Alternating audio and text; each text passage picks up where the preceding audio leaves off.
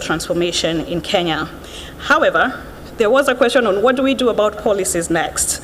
So the next wave of policy and regulation will need to address challenges facing a maturing digital economy, which is what Kenya is becoming. So for example, policies looking at emerging technologies like AI, as we've just discussed, data protection and safety. Challenges of digital inclusion. Unfortunately, digital access is still not universal, particularly in rural areas and for women. Challenges of market dominance and digital transaction costs, which are still high for low-income individuals. So the second driver is governance. Active governance is critical in building an enabling ecosystem. Political will is necessary to pass these regulations. For instance, national ICT strategies like Kenya's National ICT Policy of 2006, which was updated in 2014, and the recently developed National Digital Master Plan of 2022 are critical as governance elements to signal to the private sector that governments are committed to digital transformation. Governance is also critical in directing finance to infrastructure projects that can then accelerate digital transformation. The third is people, and I talked about this being at the base of that pyramid, and this is because this is arguably the most cross-cutting driver of digital transformation. So digital skills, the skills needed to create and provide digital products and services, are key to driving digital transformation. But so are literacy and basic education, which also enable the acquisition of basic digital skills. So in that sense, investing in basic education and developing digital skills is a precondition for any of the other areas to gain momentum. Kenya has made significant progress in the people area, particularly on basic education, thanks to the free primary education and free day secondary education. The government has sponsored the digital literacy program, which has also led to increased digital awareness, usage, and trust by Kenyans. Private sector players such as Moringa School and Kidato have also contributed significantly to growing the digital skills of young people. In short, we are a country of smart people indeed, but opportunities remain in equitable access to digital skills, same for women and in marginalized areas. The fourth driver is infrastructure, which directly impacts affordability, quality, and inclusive access. We've discussed this morning about many of the infrastructure projects that are in place. For instance, currently, each of the 47 countries are now connected to the national fiber optic network. And the TEAMS cable has also driven increased connectivity and provided an alternative to mobile data and satellite connectivity, which has driven down connectivity prices and increased the range of applications that are accessed. Opportunities for infrastructure remain, particularly in terms of driving internet access and usage and affordability. While internet affordability has improved, the price of internet access and costs remains high. In the report, we do map these costs relative to other countries, and we do find that Kenya is actually quite expensive when compared. Opportunities remain on non-digital infrastructure as well, which has a direct impact on digital access and usage. So for instance, poor roads in rural areas are then passed on to users in terms of costs, because this leads to an increase in costs for installation and maintenance by MNOs. So this not only drives prices up, but also reduces equitable access. The fifth driver is enabling platforms and services, and these are the platforms and services that facilitate other digital functions. For example, digital payment systems, which form the transaction layer that then facilitates financial transactions between actors in the digital ecosystem. One such enabling platform in Kenya, of course, is M-Pesa. M-Pesa has not only driven the country towards a cashless economy, but has also fostered a range of other innovations in the financial technology sector. Another one is eCitizen, that has been widely mentioned this morning, and the launch of the IPRS in Kenya, which has led to easier KYC authentication. However, some challenges persist, with opportunities remaining in launching other enablers such as the digital ID, the Huduma number, which we know has stalled. So the sixth core driver is business and innovation, which has the potential to grow economies and to leapfrog various challenges in various sectors, for example, AI. However, the good news is that Kenya is ahead of the curve on this. The proliferation of innovation hubs and incubators, along with the growth in venture capital, has created an innovation environment in Kenya that attracts top talent to work on emerging technologies. Currently, Kenya is home to trailblazing startups, most of them which have been developed as partnerships between local and foreign talent. Nairobi is also emerging as one of the biggest technology hubs in Africa.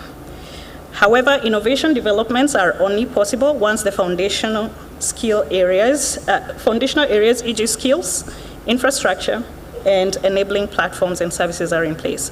So this driver is much more significant for mature digital economies, while nascent digital economies should be much more focused on laying the foundational drivers in place.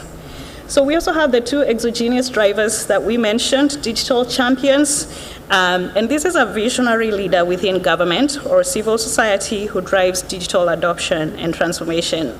In Kenya, for example, Dr. Bitange Ndemo was frequently mentioned by stakeholders as a digital champion, given his leadership as permanent secretary in the Ministry of ICT. We now have a new one from Elgeyo Marakwet, and I'm sure many of you in the room are digital champions as well. The second exogenous driver is emergencies, and again, this will look different for different countries, but in Kenya, we identified two examples. One was the post-election violence of 2007 to 2008. This could not have been predicted as a catalyst to the mass adoption of mobile payments that followed. With bank branches closed temporarily due to insecurity, most Kenyans increasingly turned to mobile money and sent funds to relatives and to pay for goods and services. Another unpredictable event, of course, was the COVID-19 pandemic.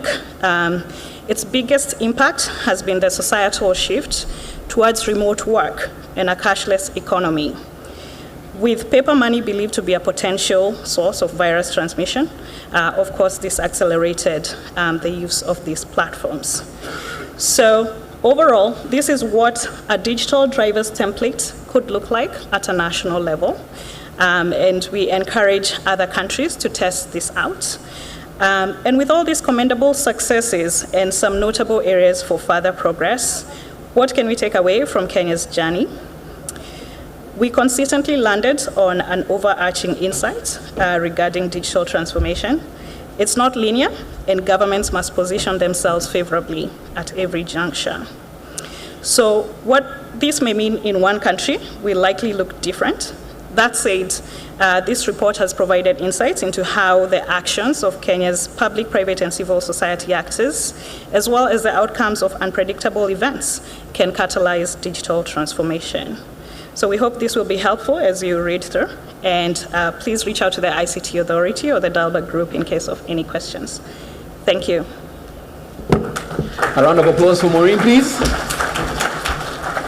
Thank you so much for that. And of course, as she spoke about not only Kenya as a case study, but how we can replicate this and get those synergies across geographical borders. And to go through that particular discussion at this point, I'd like to call on stage the Executive Director for Africa at the Thunder School of Global Management, Mr. Philip Figo. A round of applause for him as he comes on stage.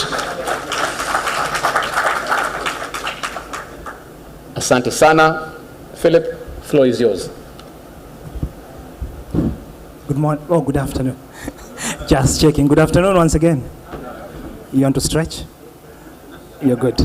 Thank you so much. Let me call quickly my panelists to the floor. Honorable John Kiari, the ICT Chair at the National Assembly. Those who know me, this will be very quick. Let me call Ezra Chiloba, DG for Communication Authority.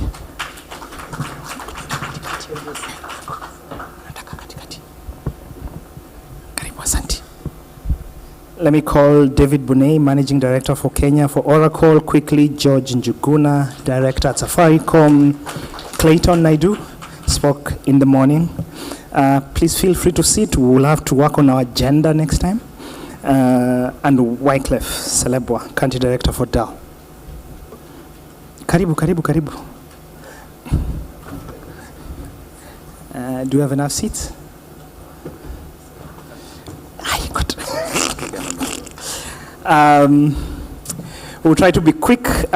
This panel is very... Oh, sorry. There's another chair here. I didn't know it was at Ambassador. Somebody's trying to say hi to people.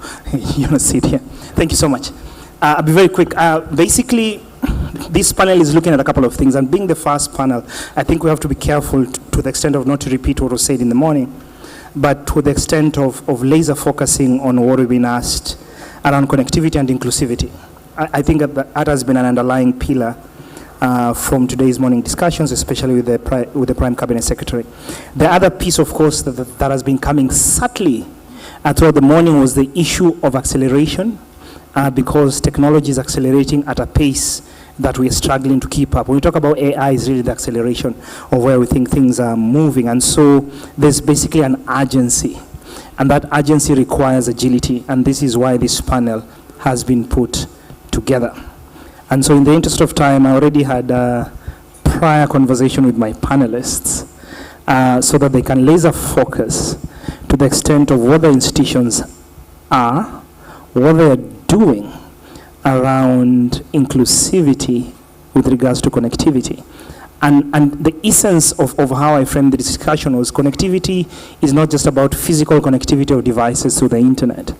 It's also about connectivity of people, and that's something that has been coming up in the morning, that we're just not talking about technology. We're talking about technology within our context, but also we're talking about technology within a context of people, but also people are not homogeneous.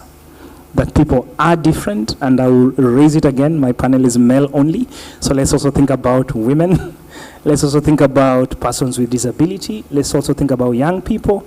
Let's also think about industry, not as homogeneous, but also small and medium enterprises, community-based organizations, innovators, individuals who are now companies that are more exponential. So I think that's the broadness of this discussion around connectivity, which literally lands on human interoperability. Because ultimately it's not about technology for technology's sake. It's technology that ensures that we have better humans on how we connect, on how we improve each other's lives, leveraging on this new tool and technology tool. So let me start with Safaricom. Basically for me, and I'll laser focus on this, we heard about Hustler Fund, we heard about what you do around opening up your platform so that people can leverage on. But let me laser focus on to what extent you being a global player, are you also ensuring that other little players are included in this future? And for me, the future is now. It's not tomorrow. It's about now. So if you can quickly just speak about what you're thinking as a company, and I know you're doing it, sometimes you just not talk about it, how you're thinking about inclusivity for the future, that's one. And two, are there other resources that people can leverage on? Because sometimes a lot of these folks do not have the capabilities you have in terms of reach, in terms of resource on the wallet, in terms of voice, being able to amplify what you do very quickly. So potentially, let me just drop that at your doorstep. Thank you, Phillips. A very good question, and I think in the morning I didn't have time to go fully into the details, but I'll take two areas. Number one, if you look at the Daraja platform that we've put around M-Pesa, Daraja has over 50,000 young developers who are largely the ones that are connecting most of the banks and organizations. So we've put an open API platform. We publish the APIs. You don't need a large project. And even when we looked at the new data protection guidelines, instead of having some large projects that many of the organizations who integrate into Safaricom would have required, we actually put it right on Daraja. And we're going to continue doing that. It's the same conversation we're having on not just a Daraja, but also a marketplace. If you look at the new M-Pesa app, there's a lot of small businesses that are there. Of course, you can buy your SGR tickets, you can buy your plane tickets, but also you can have your Airbnb type business there, and small insurance, InsurTech, and Meditech. So I believe what the realm we're moving to play on is the realm of platforms. And so we use our superior technology platforms, extensive connectivity, our experience in reaching the bottom of the pyramid, and indeed local and international connectivity to have a platform that then people can come there and you have a two-sided ecosystems where the buyers and sellers are coming on. So that exists today.